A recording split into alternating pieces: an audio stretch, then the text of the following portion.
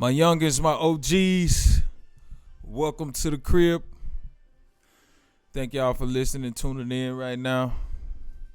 I'm coming to you live and direct from the crib. This is a sports edition, so I just want to take a little time, man. Just thank y'all for showing up. And we're just going to get right into this topic, man. We're talking about NCAA Men's Basketball National Championship. The San Diego State Aztecs versus the Uconn Huskies. San Diego came into the game today, man. 32-7 on the season. Uconn 31 and 8 losses. So there's pretty much even coming in. One was a 4 seed, which Uconn was a 4 seed. San Diego was a 5th seed. So that's pretty much even coming in. It's a pretty decent game, but I got some critiques. You know what I mean? But first and foremost, we got to give shots out. Congratulations. Uconn is your 2023 national champion.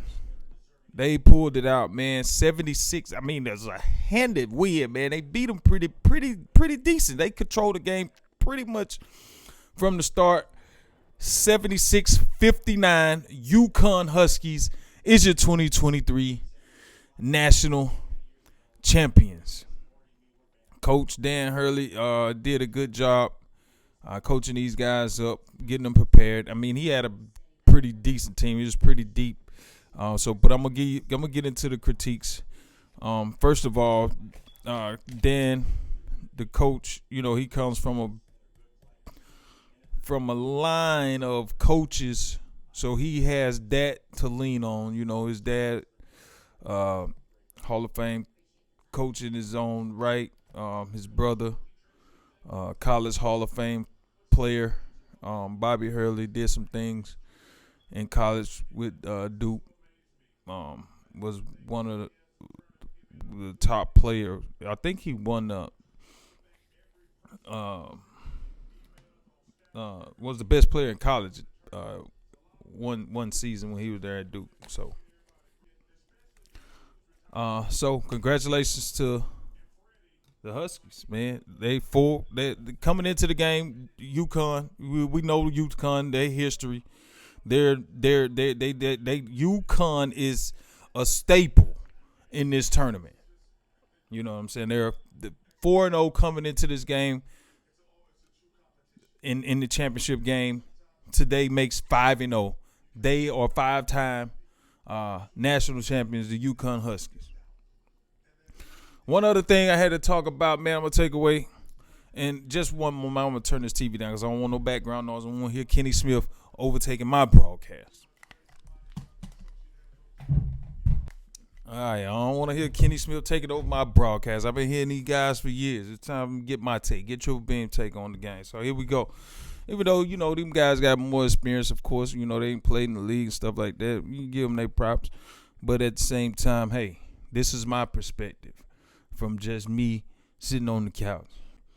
Uconn. You know, when the tip-off began, you know, Uconn, actually, San Diego State had like a 3-point lead early. You know what I'm saying? The Uconn took their first lead with 14 minutes in the first half. They took their first lead when they got 12-10.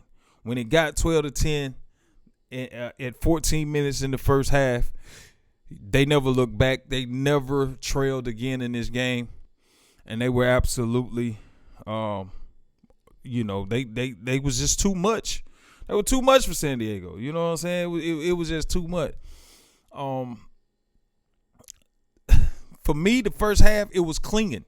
His presence in the middle, him being so tall and so lengthy, you know what I'm saying, in that lane, and he was just bothering San Diego. They had no answer for him. I don't know what they should have done. I heard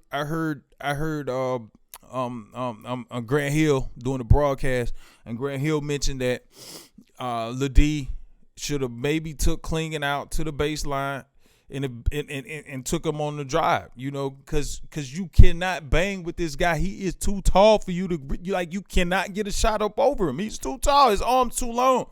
So you need to take him out to the perimeter, put the ball on the floor, force him to move his feet, and you can get him, you can get him into foul trouble, which I think he did get a couple fouls, you know what I mean? But that was later in the first half after they had control that paint for so long and took control of the game.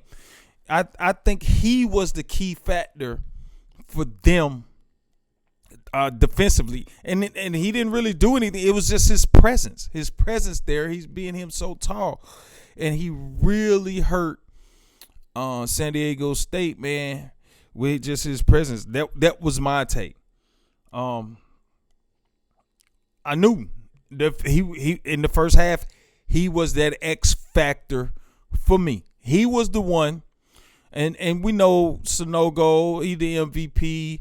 Most outstanding player of the game. We get it. He's their best player. Obviously, he's their best player. But tonight, for me, it was Newton. Like the first half, it was Newton.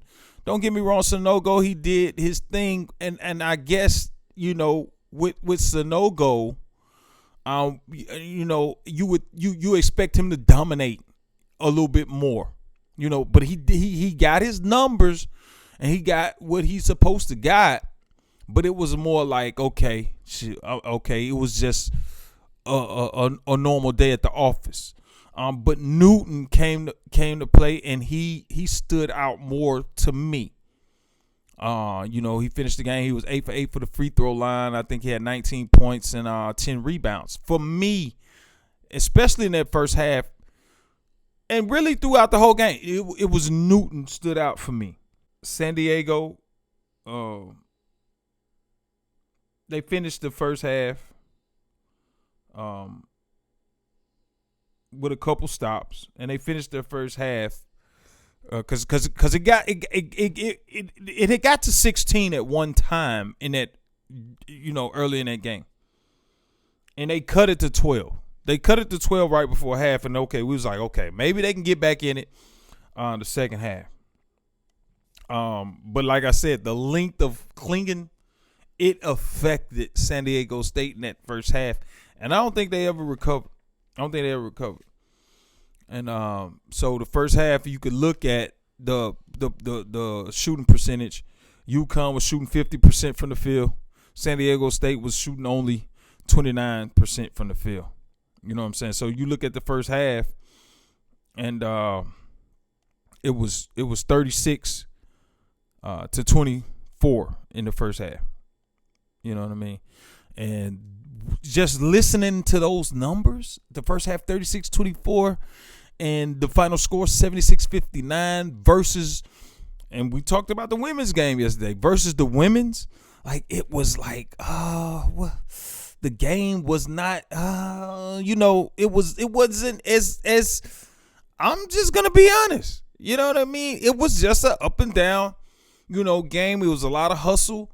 It was a lot of grit. It was some hard banging, in the post. Those two big guys, Ladie and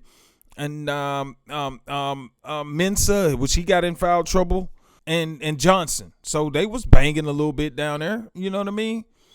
But it was just like, okay, we're going up, we're going down, you know what I'm saying? We scored some points, couple threes here or there.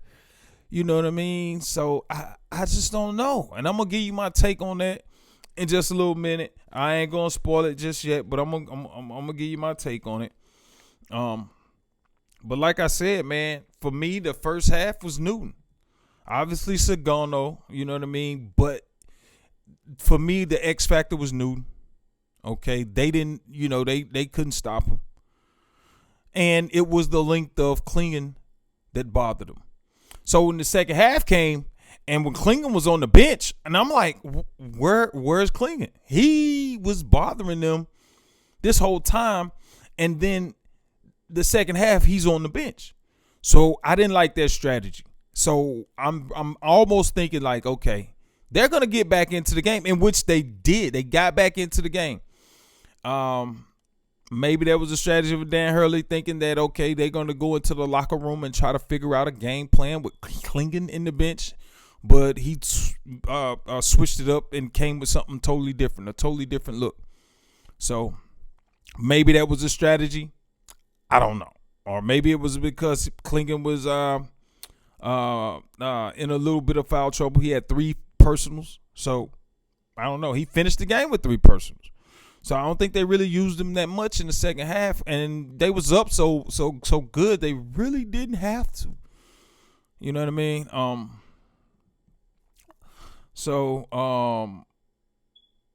The guy Bradley, which he had a big game in the previous game, in the previous matchup they had, he had a big game. He didn't show up at all this game for San Diego State. He didn't show up. The 3 guys that showed up for San Diego State, for me, it was Butler, Trammell, and Johnson. Butler, Trammell, and Johnson. So those were the guys that showed up for San Diego State, and they just did not have – San Diego State did not have enough offensively to hold them off. They didn't. You know – They I think they rely on their big guys in San Diego. But like I said, in the first half, they were not comfortable. They weren't comfortable at all. They wasn't. The Klingon, I keep saying this guy's name, Klingon. And I know nobody's going to talk about it. But if you go back and you look at that tape, it was his length that took them boys out of the game in that first half. I'm telling you. Butler, okay, he hit a big 3 with 11 minutes left to go. He cut the lead to 12. And number 3 for Uconn. Who was number 3 for Uconn? Carabin hit a big 3, and that took it back to 15 with 10 minutes. And then you could see LaD. He cuts it to 11. And what he did was what Grant Hill said. Okay, he got the ball at the elbow. Klingon didn't close out. He pulled that jumper and he hit it. And that's what they should have kept going to that. They should have kept going to the elbow, to the perimeter, getting that big guy out. And for even Sagano, they should have took him to the baseline and put the ball on the floor.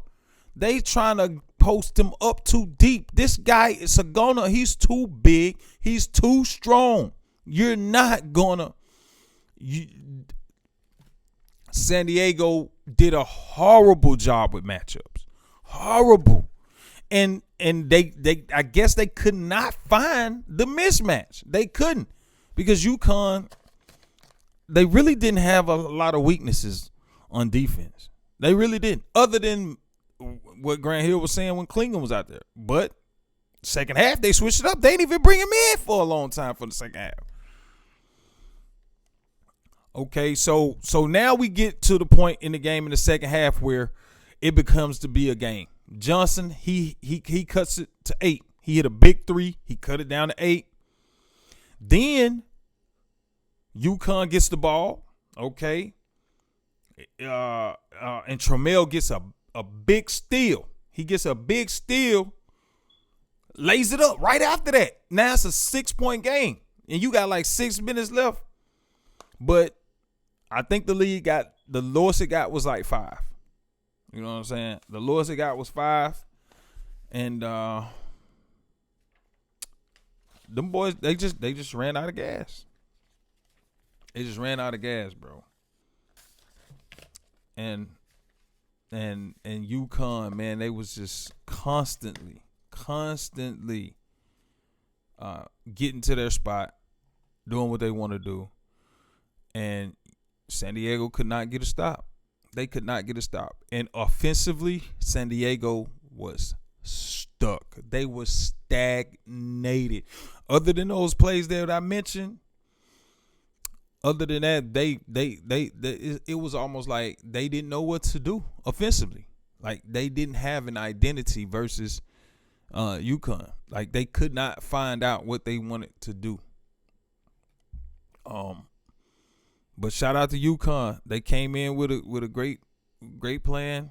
They used Klingon in that first half to dictate, change shots. His big, lengthy physical presence in the middle, it really bothered San Diego. And after that, it was pretty much over from the first half. 3 minutes into the game, it was pretty much over from there. I knew it was over. Couple more takeaways. I'm just gonna give you some takeaways, some things that I saw. And I got one that's a doozy. Because like I said, the game, it was a basketball game. But it was not as entertaining as the female game. I'm sorry. The women's game had me from tip to finish. Even though LSU ran off in the fourth quarter, I was still glued to the television set. I'm sorry. It was different. It was different. My takeaway from the game, San Diego State, and the reason why they lost the game, it came down to foul trouble. Foul trouble is what it came down to.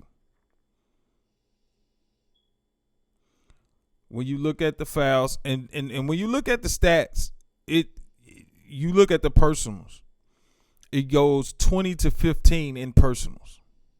Okay? 20 to 15. But for me, just watching the game, it seemed like it was a lot more lopsided than that. A lot more lopsided than that. Because you got to take into account that it was 20 to 15. But you got to take into account that it was 12 minutes left. We only playing 2 halves, right? 12 minutes left in the second half.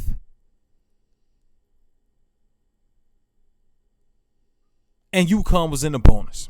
They shot free throws for over 12 minutes. They shot free throws 1-and-1.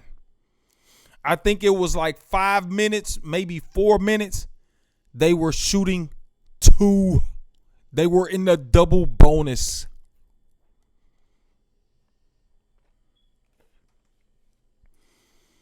You shooting free throws with 12 minutes in a championship game?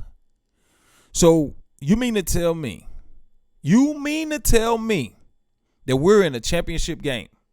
That means that you are the number 1 or the number 2 team in the entire country, and you get to shoot free throws for 12 minutes? How the hell can you lose the fucking game? Unless the other team is shooting free throws as well. How can you lose? Every time you get fouled, you're getting free throws for 12 minutes. That's absolutely insane. I knew the game was over. I knew it was over then. That's the biggest takeaway. I got more. I mean, but like I said, the free throws, that just took the cake. That was it. Once they started shooting free throws down that it wasn't even down the stretch. It was before midway of the first half. And I'm talking about halves, and that is not all, guys. I'm going to get to my final take here in a moment. Klingon presence the first half. I done said it over and over. That was key. Obviously, Sagono. Okay. I mean, he is who he is. He's a hell of a presence in the middle. Okay, defensively, you know, rebounding. Okay, he's a force. Definitely, he's a force, and he did what he did. He finished the game. Sagano 5 for 9. He was 7 for 8 from free throws, which gets me to another point. Free throws, 88% free throw. Actually, man, you might as well call it 89. They were 89% free throw as a team, and they was in the bonus from 12 minutes.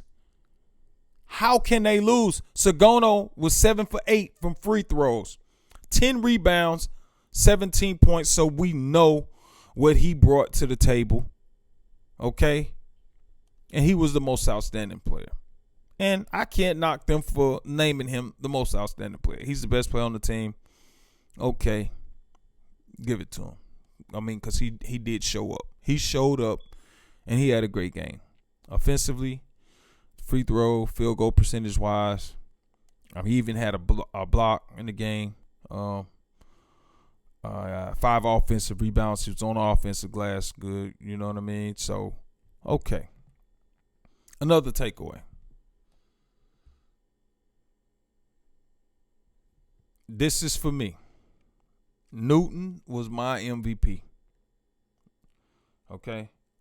And we know Sagano was the most outstanding player, but for me, it was Newton.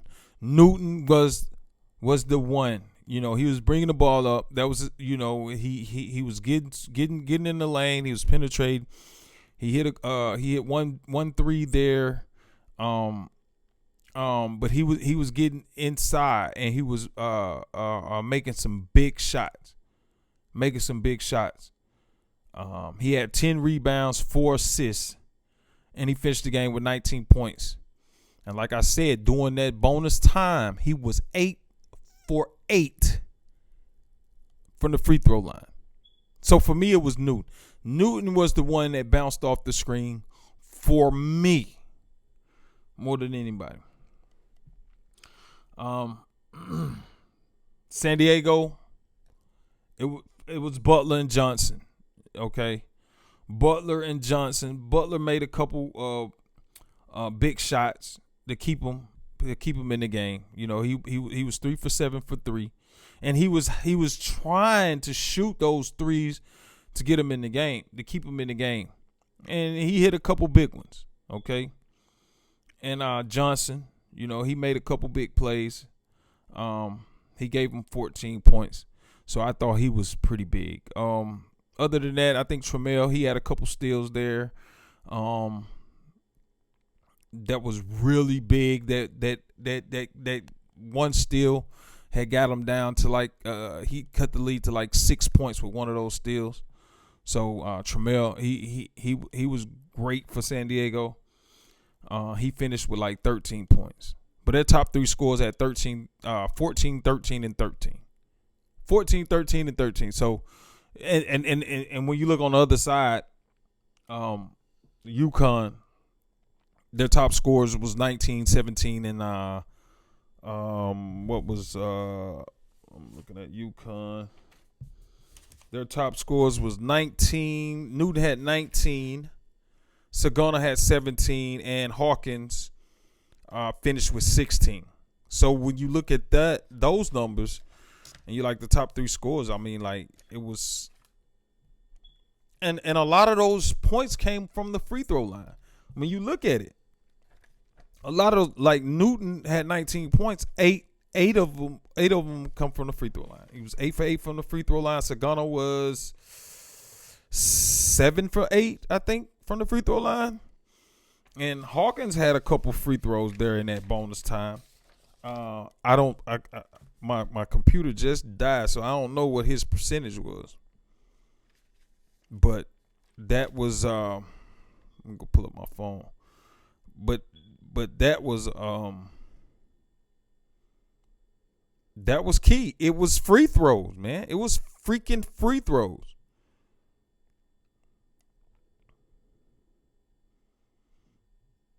It was free throws. So I'm gonna pull up the stats for Hawkins. I just want to see I want to see what his free throws were. I'm just going to pull up San Diego State.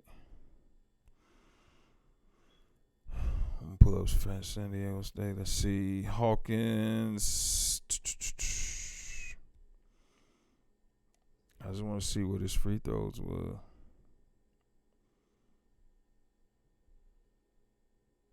Dang. Some kind of way it ain't pulling up right.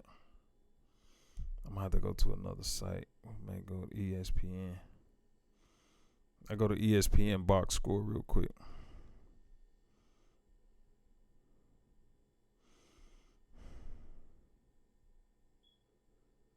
There we go. Here we go. I think ESPN should do it. Here we go.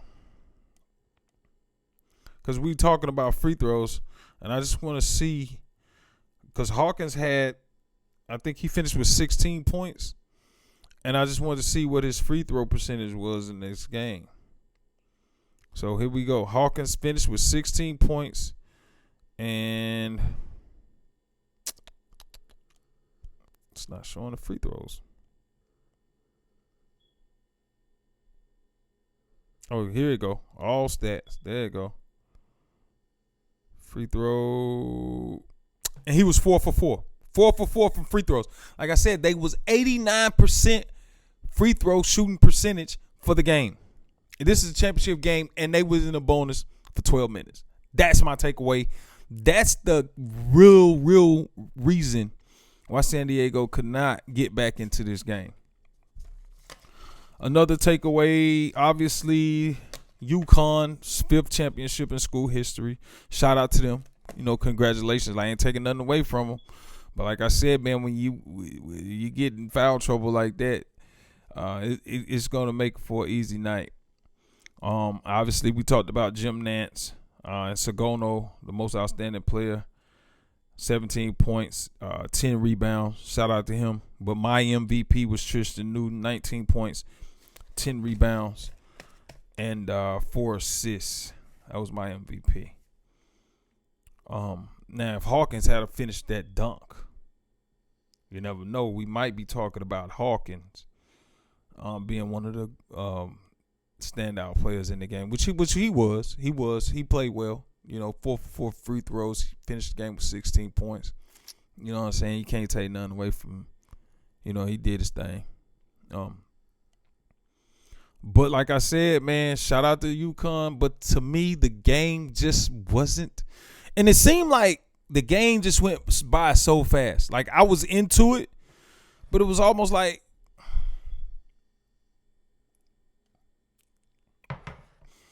the first half, like, it flew by so fast. First half, like, oh, it was over. Like, get the fuck out of here. It's over. Second half started, which, the second half, you had a couple TV timeouts, from the coaches, which kind of prolonged it. Second half, I think they left a lot of timeouts on the table in the first half. I'm not sure. I didn't look at how many timeouts that the coaches used. The score was 76-59. That was the final score. In the women's game yesterday, it was 102-85.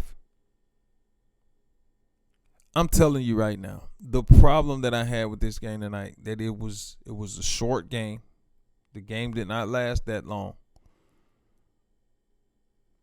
And I felt like with UConn being up 12 at halftime and you playing 2 halves, I kind of figured that it's going to be hard to come back in 2 halves. Like, you down 12, that is hard to do. I'm not saying they would come back if it was 4 quarters. I'm not saying that. I just think you could use a different strategy. It's a lot easier to me mentally to come back when you got 4 quarters instead of 2 halves. I think that game was short, in my opinion. It seemed like I had to enjoy the ladies game a lot longer than this men's game. It seemed like the game started to tip off. It was halftime. Second half started, and then they couldn't down the nets. I mean, it was a blur. It was a blur. And if I had to compare the statistics from this game and then the girls' game, like it's no comparison. You know what I mean? It was no comparison. The women's tournament championship game was a better watch for me. I'm sorry. It was, for me, it was more exciting. And I'm just saying. Now, I'm just saying it was a championship game. I'm not saying that you could watch a regular season game with just one of your mid-level women's teams versus another mid-level women's team, or a mid-level versus a high level. It may, or a low level versus a mid or high. It may not be fun to watch. But that championship game, where you had the two best women's teams in the country playing against each other, that was a lot of fun to watch. That was a lot of fun to watch. That was a lot of fun to watch. Even now, the men's tournament, like every game from the tournament that I watched, they were great. This game was great, but it was a great game. I'm not gonna deny it was a great game. Uconn dominated the game pretty much. San Diego State made a run. They did make their run. Okay, they cut it to 5, which, you get excited. The lead is dwindling. Get excited. It's 5-point lead, second half. But I was never worried that San Diego was gonna come back and win it. I never was. I never was worried. I never was worried. But it was not as for me. And you just coming from back to back from watching, the next day after the women's championship, LSU puts up 102 points. And then today, you watch the men's, and Uconn, they gives you 76 points. It was not enough scoring in the game. And I guess that's what we want to see. We want to see scoring. LSU was on fire. LSU was on fire. Those girls was on fire. That girl hit 5 for 5 threes in the first half. And hit a bank shot going into the locker room before halftime. That was insane. Insane.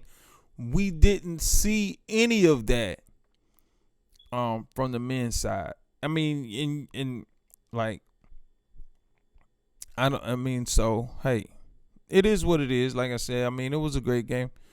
Not a great game. It was a decent game. San Diego was overmatched, in my opinion.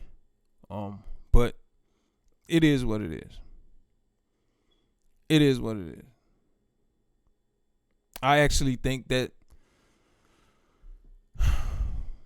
the personalities from the women's versus the men's, I think I think those ladies had way more personality. They were way more they were way more like, okay, we'll see what's gonna happen next. What are they gonna do next?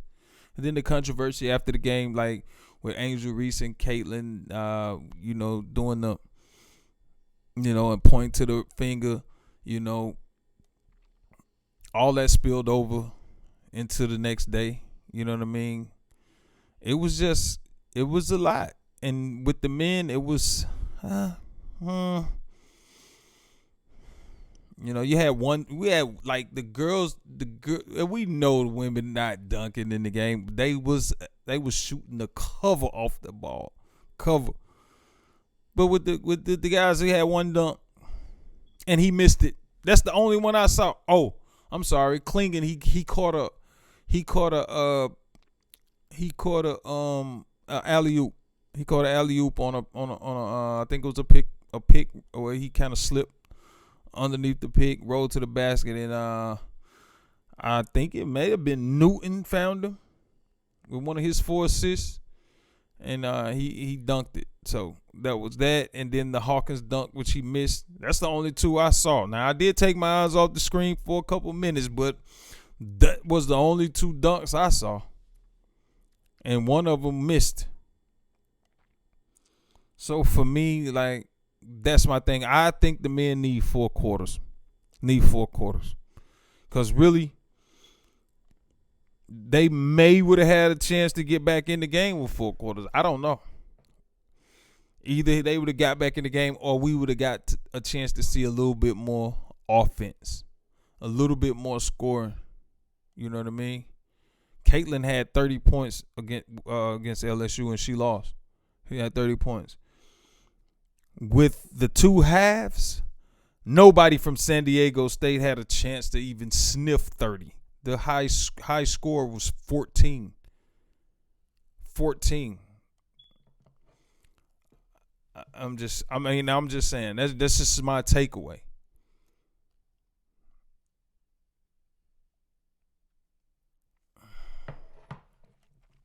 That's just my takeaway.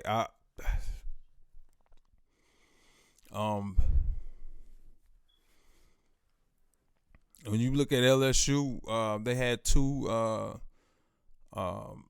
20-plus point scores in the championship game. Nobody in this game, period, touched 20. Nobody touched 20. That's just my takeaway. So you can like it or love it or lump it. NCAA men's needs 4 quarters. The ladies upstage the men in every aspect of the championship game. I'm sorry. Shout out to LSU winning the championship women's. Shout out Uconn for pulling it out.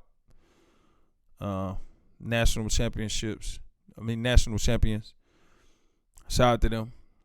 Shout out to the opponents. Shout out to Iowa. Shout out to San Diego State. I'm going to give a shout out to Jim Nance, like I said, man, because, hey, yeah, shout out to him. I hope they replace him with a brother. Somebody, well, we done had some brothers on TV, so I don't say that, but whoever they replace him with, they got some big shoes to fill. But yeah, it would be nice. But yeah, NCAA needs 4 quarters. The men need 4 quarters. The women, I think they got it right with the 4 quarters. The men need 4 quarters.